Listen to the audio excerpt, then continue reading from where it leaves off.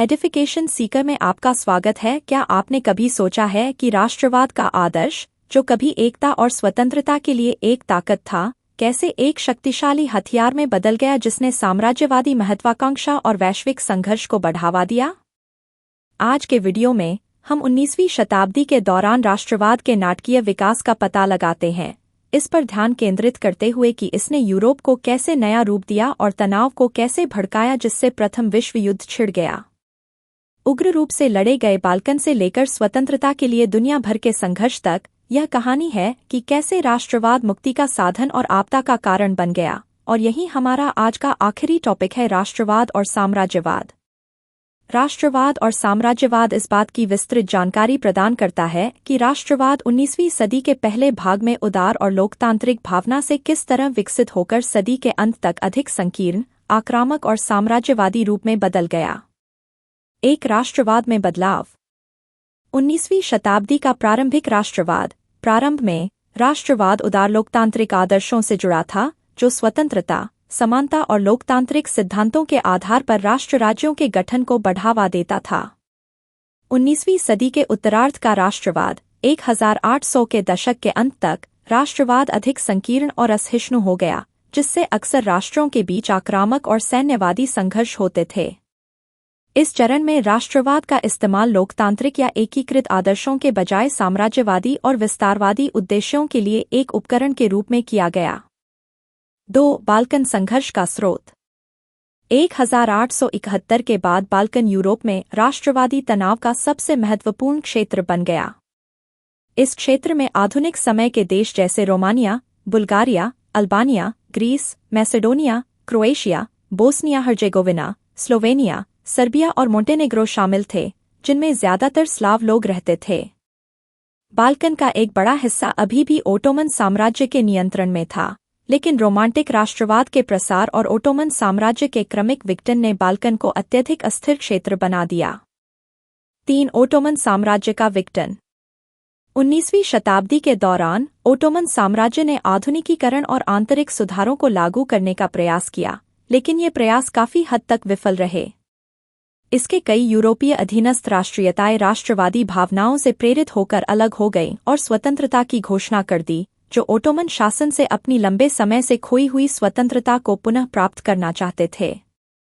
राष्ट्रवादी दावों को वैध बनाने के लिए इतिहास का उपयोग एक सामान्य प्रथा बन गई। इन राष्ट्रों ने अपने संघर्ष को पहले से मौजूद संप्रभुता की स्थिति की वापसी के रूप में प्रस्तुत किया।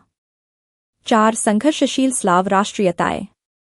बाल्कन में विभिन्न स्लाव राष्ट्रीयताएं अक्सर एक दूसरे के साथ संघर्ष में रहती थीं, प्रत्येक समूह क्षेत्र और शक्ति के लिए प्रतिस्पर्धा करते हुए अपनी पहचान और स्वतंत्रता को परिभाषित करने की कोशिश करता था।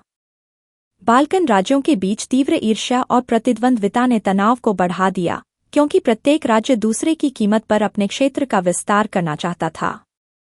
5. बाल्कन में बड़ी शक्तियों की प्रतिद्वंद्विता।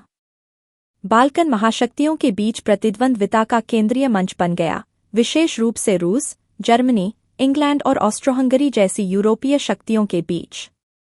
प्रत्येक शक्ति बाल्कन में अपना प्रभाव बढ़ाने में रुचि रखती थी, जिसके परिणामस्वरूप संघर्षों और युद्धों की एक श्रृंखला शुरू हो गई।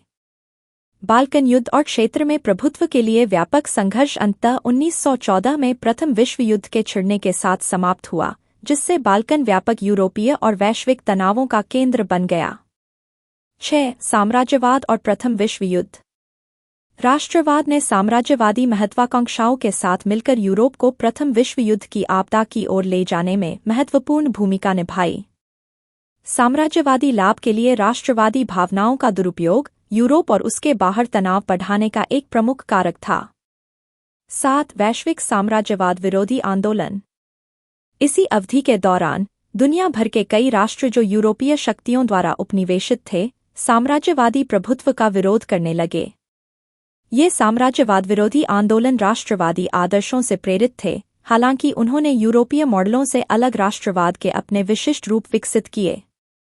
यह विचार कि समाजों को राष्ट्र राज्यों में संगठित किया जाना चाहिए, व्यापक रूप से स्वीकार किया गया, यद्यपि राष्ट्रवाद का सटीक स्वरूप क्षेत्र दर क्षेत्र भिन्न था। 8. राष्ट्रवाद और राष्ट्र राज्यों का गठन। राष्ट्र राज्य का विचार विश्व स्तर पर स्वीकृत अवधारणा बन गया, भले ही दुनिया भर में इसकी व्याख्या और अनुकूलन अलग अलग तरीकों से किया गया। राष्ट्रवाद ने उपनिवेशवाद विरोधी संघर्षों में महत्वपूर्ण भूमिका निभाई, क्योंकि उपनिवेशित लोगों ने अपनी सामूहिक पहचान और संप्रभुता पर जोर देने की कोशिश की।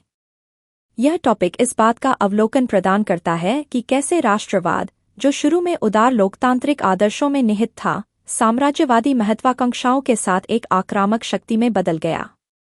बाल्कन राष्ट्रवादी संघर्ष के लिए एक महत्वपूर्ण क्षेत्र बन गया और साम्राज्यवादी लाभ के लिए यूरोपीय शक्तियों द्वारा इन तनावों का हेरफेर करने से प्रथम विश्व युद्ध के लिए मंच तैयार हो गया। उसी समय राष्ट्र राज्य का विचार विश्व स्तर पर फैल गया, जिसने उपनिवेश विरोधी आंदोलनों को प्रेरित किया और उपनिवेशित क्षेत्रों में नए राष्ट्र राज्यों के निर्माण को जन्म दिया। जैसा कि हमने देखा है, राष्ट्रवाद एक दोधारी तलवार है। यह राष्ट्रों को उत्पीड़न के खिलाफ उठने के लिए प्रेरित करने में सक्षम है, लेकिन उन्हें भयंकर प्रतिद्वंद्विता और युद्ध की ओर भी ले जाता है। इस जटिल इतिहास को समझने से हमें उन ताकतों को समझने में मदद मिलती है जिन्होंने आधुनिक दुनिया को आकार दिया। अगर आपको राष्ट्रवाद और साम्राज्यवाद की दुनिया में यह गहरी जानकारी पसंद आई है, तो लाइक करना, सब्सक्राइब करना और इतिहास और इसके स्थायी प्रभाव पर अधिक जानकारीपूर्ण सामग्री के लिए घंटी बजाना न भूलें।